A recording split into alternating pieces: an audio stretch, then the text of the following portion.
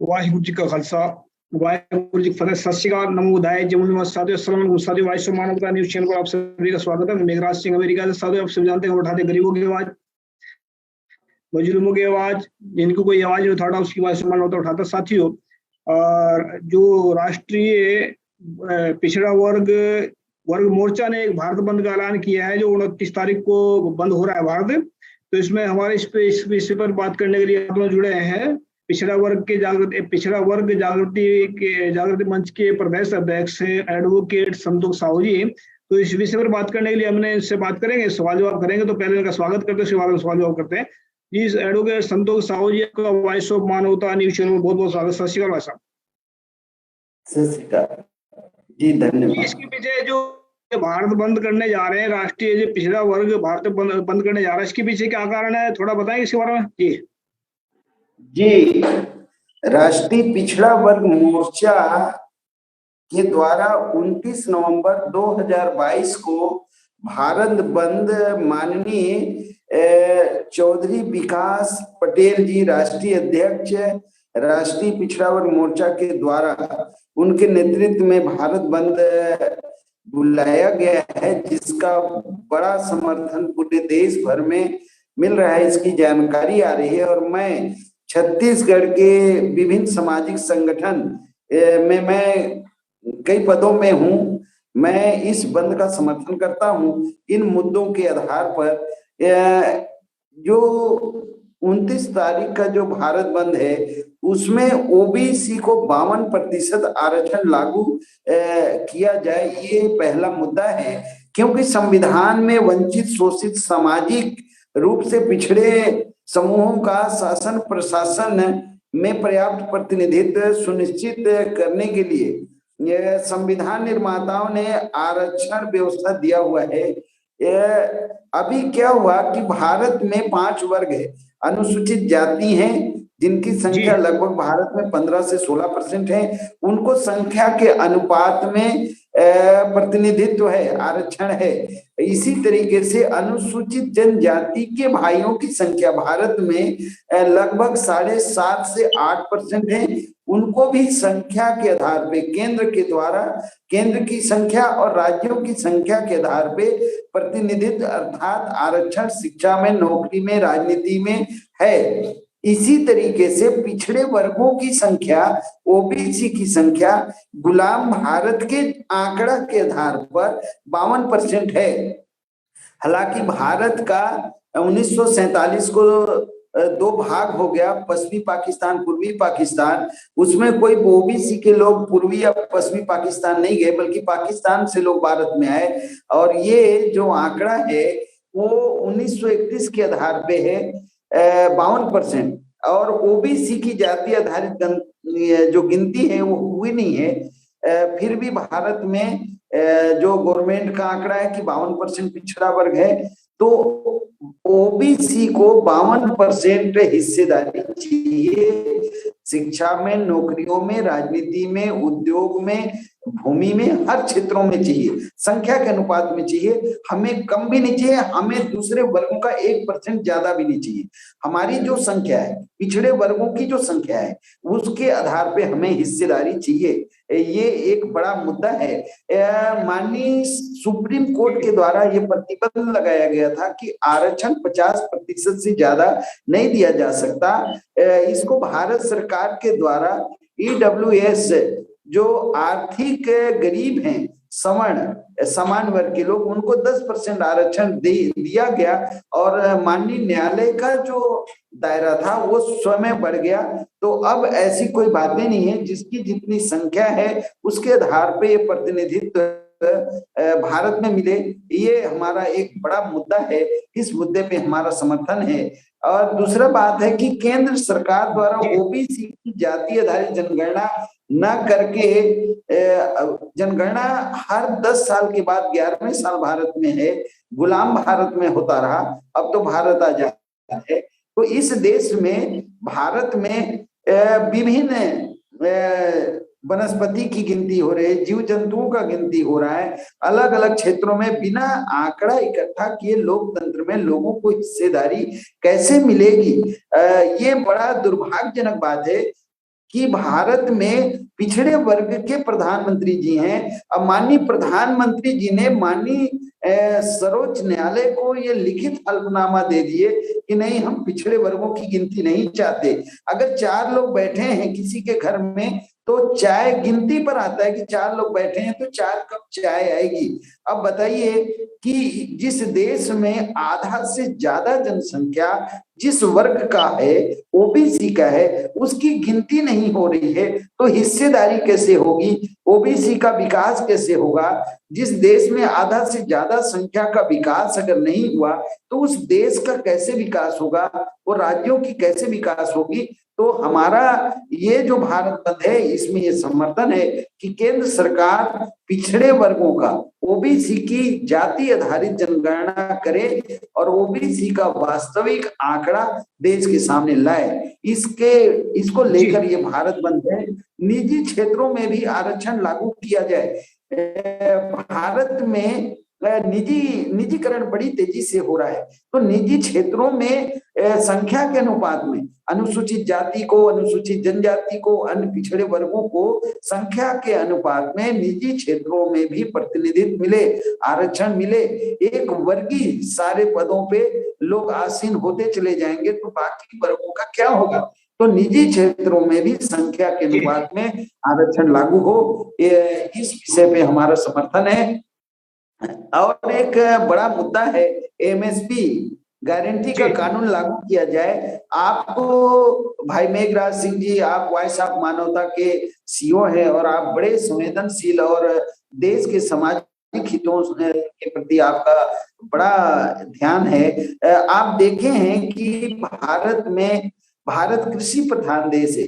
कृषकों के कमाई पे देश की अर्थव्यवस्था टिकी हुई है। अभी ये भारत कोई औद्योगिक देशों में प्रगति बहुत ज्यादा नहीं किया है। भारत के किसानों, हम सब किसान हैं, हमारा जीवन जीविका का जो साधन है वो कृषि है। तो हमारी कृषि उपज का कम से कम समर्थन मूल्य भारत सरकार इसमें कानून बनाए और लागू करे। इस बात को लेके ये भारत बंद है और इसका हम समर्थन करते हैं। मजदूरों के खिलाफ बनाए गए जो श्रम कानून है उसको वापस लिया जाए। जब भारत में कोविड काल था, वैश्विक महामारी थी, उस समय भारत के मजदूरों को लेकर कानून बनाया गया है जो मजदूरों के हितों के विरोध में है। वो कानून भारत सरकार वापस ले ऐसे कानूनों को। और एक बड़ा मांग है 29/11/2022 के भारत बंद के दौरान कि भारत में ईवीएम से चुनाव जो हो रही हैं और ईवीएम के चुनाव से जो गड़बड़ियां सामने आ रही हैं, तो हमारी मांग है भारत बंद के माध्यम से भारत सरकार को कि अब भारत के समस्त चुनाव बैलेट पेपर से कराए जाएं और ईवीएम को हटाया जाए। तकनीकी क्षेत्रों में अब लोगों को बहुत ज्यादा विश्वास नहीं रहा। और इस विषय पर ईवीएम के बारे में हम आपको बताना चाहते हैं कि राष्ट्रीय पिछड़ा वर्ग मोर्चा के राष्ट्रीय अध्यक्ष जी और बहुत सारे संगठन, उसमें वाम सेव का नाम सर्वोपरि में लेना चाहता हूँ। वाम सेव के राष्ट्रीय अध्यक्ष जी ने जो केस फाइल किए थे सुप्रीम कोर्ट में, उसका फैसला भी आया 24 अप्रैल 2017 को कि सुप्रीम कोर्ट ईवीएम के साथ पेपर ट्रेल मशीन लगाने का केस जीता गया था और लगाया भी गया। तो पेपर ट्रेल मशीन से जो कागज निकल रहा है, ईवीएम में जो आंकड़ा है, जितने वोट पड़े ईवीएम में और पेपर ट्रेल में जो कागज कट के गिरा, वो दोनों का मिलान पूरे देश भर के चुनाव में होना चाहिए। अभी ये व्यवस्था नहीं है।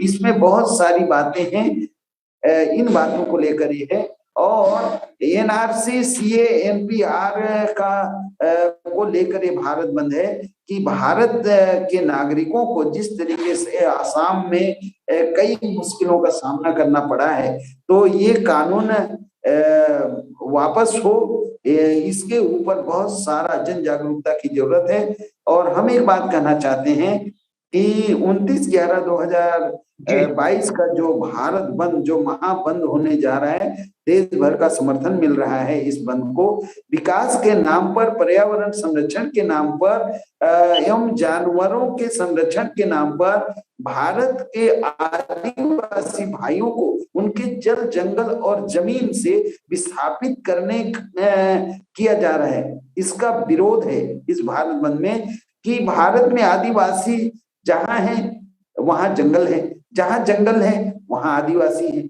आदिवासियों को व्यापार करने नहीं आता, वो एकदम सीधे साधे सरल भोले भाले नेचुरल प्राकृतिक जीवन जीने वाले लोग हैं।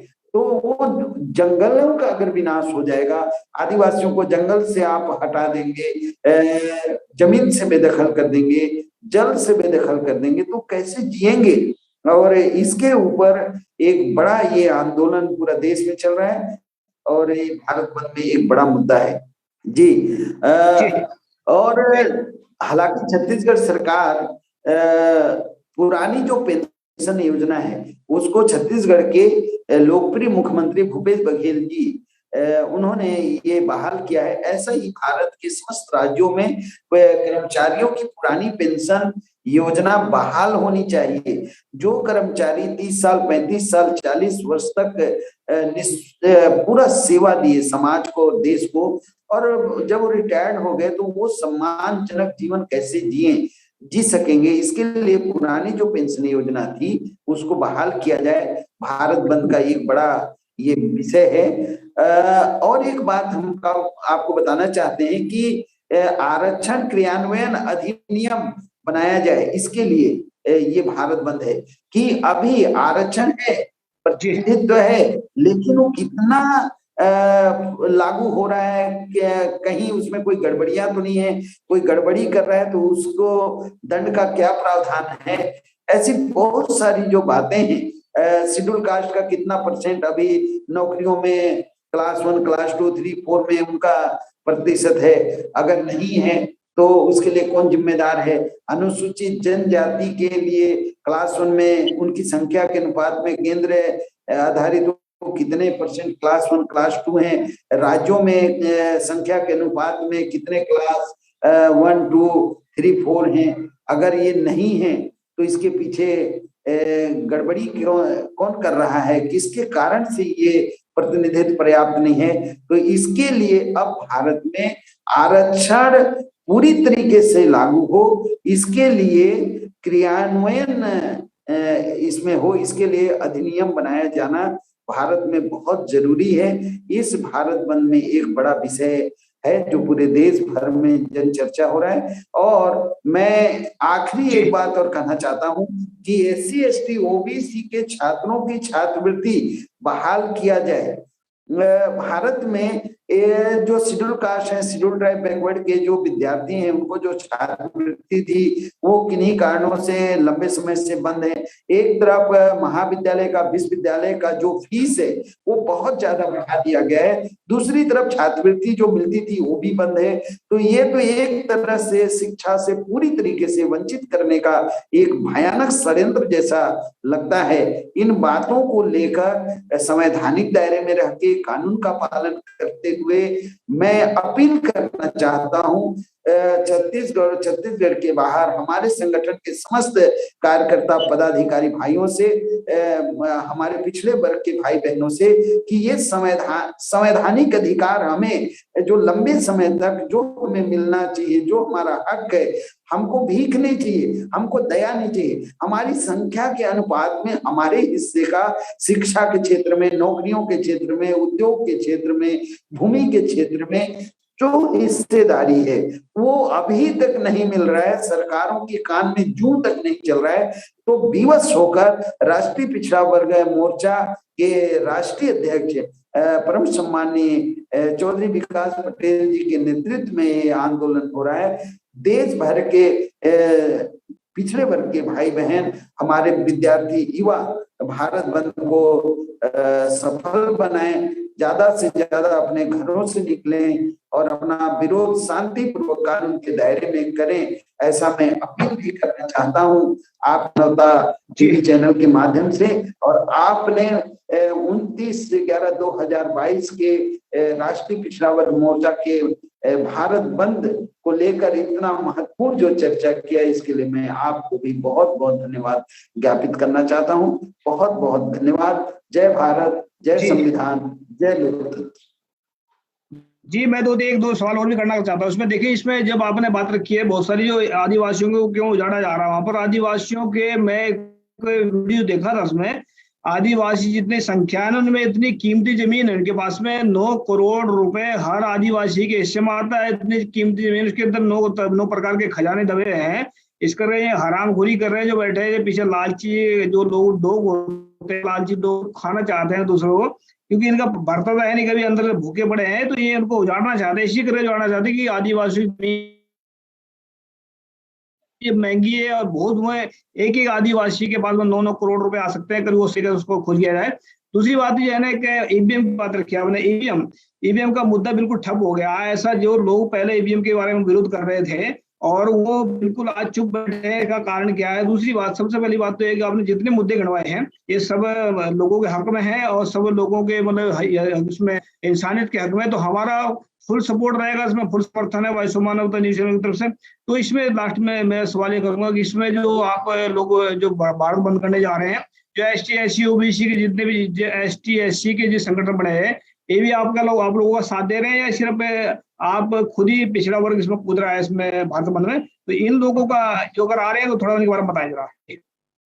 जी, भारत बंद में अनुसूचित जाति के तमाम संगठन, अनुसूचित जनजाति के तमाम संगठन, धार्मिक अल्पसंख्यकों के बहुत सारे बुद्धिजीवी और बड़े बड़े संगठन भारत बंद के समर्थन में हैं। भारत बंद के समर्थन में मैं भारत का बहुजनों का जो सबसे ज्यादा काम करने वाला, संवैधानिक दायरे में रहकर समाज को जागृत करने वाला वामसेवक नाम का जो एक बड़ा संगठन है, वो उसके राष्ट्रीय अध्यक्ष माननीय वामन मिश्राम साहब का खुला ऐलान है कि हम पिछड़े वर्गों के संवैधानिक अधिकारों के लिए हम बंद का समर्थन कर रहे हैं। भारत मुक्ति मोर्चा, राष्ट्रीय बहुजन क्रांति मोर्चा, राष्ट्रीय आदिवासी एकता परिषद, राष्ट्रीय मुस्लिम मोर्चा, ऐसे तमाम जो संगठन हैं, अनेक संगठन, ऐसे सैकड़ों संगठन भारत बंद को समर्थन कर रहे हैं। मैं पिछड़े वर्ग के विभिन्न पदों में हूं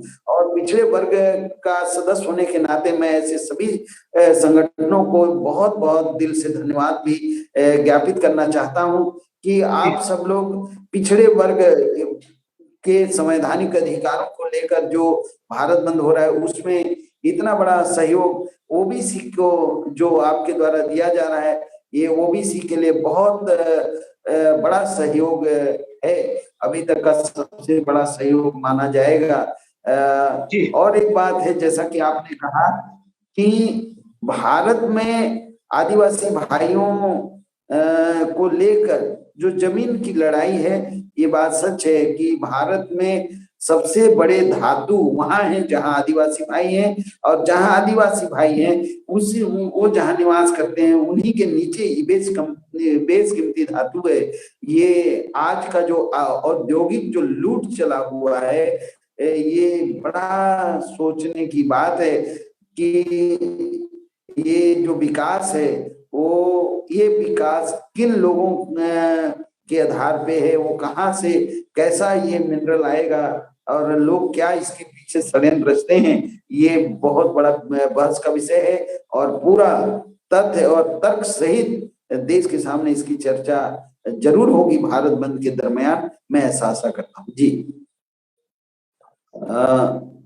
भाई मेघराज सिंह जी, और एक बात है, भारत बंद के दौरान पिछड़े वर्ग एक बड़ा कर्मठ और ईमानदार लोग हैं जो हमेशा मेहनत कर रोटी खाते हैं। भारत में आप चाहे कश्मीर से लेके कन्याकुमारी, गुजरात से लेके आसाम, तिनसुकिया तक आप सर्वे कराएं तो इस देश में ओबीसी मेहनत कश लोग है, बड़े मेहनत और श्रम करके भोजन लेने वाले लोग हैं और कभी भी ऐसे देश में वो अपने हक और हिस्से के लिए बहुत कम सड़कों पे आते हैं। ये बड़ी विवशता है। थक हार कर पिछड़े वर्ग के लोगों ने यह निर्णय लिया कि हम भारत बंद कर एक संदेश दें भारत सरकार को, राज्यों की सरकार को, कि हमारे साथ इस देश में न्याय किया जाए और न्याय हमारी संख्या के आधार पर किया जाए और न्याय कर हमारे ऊपर कोई दया न करे, हमारे ऊपर कोई एहसान न करे। ये हमारा हक है। आज भारत में जितने भी निर्माण हैं उसमें सबसे बड़ा रोल अगर किसी का है, सबसे बड़ा योगदान किसी का है तो वो देश के, भारत के ओबीसी पिछड़े वर्ग के लोगों के भाइयों का है। इसलिए हमारा किसी से मनमुटाव या दुर्भावनापूर्ण यह भारत बंद नहीं है, ये हमारे असल संवैधानिक लड़ाई और अधिकार की ये बात है। इसमें देश भर के लोग साथ सहयोग करें और इसका इन मुद्दों के ऊपर जल्द से जल्द समाधान। जी धन्यवाद। संतोष साहू जी, हम सभी का धन्यवाद भी करना चाहते हैं जो उसमें संगठन जो SC के जो लोग हैं वो समर्थन दे रहे हैं। वो ST OBC के लोगों पर कोई एहसान नहीं कर रहे हैं, अपने भाइयों का समर्थन कर रहे हैं। और इस विषय पर बात करने के लिए आपका स्पेशल धन्यवाद और उम्मीद भी करते हैं आप मन धन से इसमें पूरी सहयोग देंगे। और हवाई मानव तो हमेशा सच्चे लोगों के साथ में अच्छे लिए काम है, तो हमने भी पूरा समर्थन दे रहे हैं इसको अपनी तरफ से। तो संतोष साहू जुड़ने के लिए आपका स्पेशल धन्यवाद। सत श्री अकाल। अस्सलाम वालेकुम। Thank you.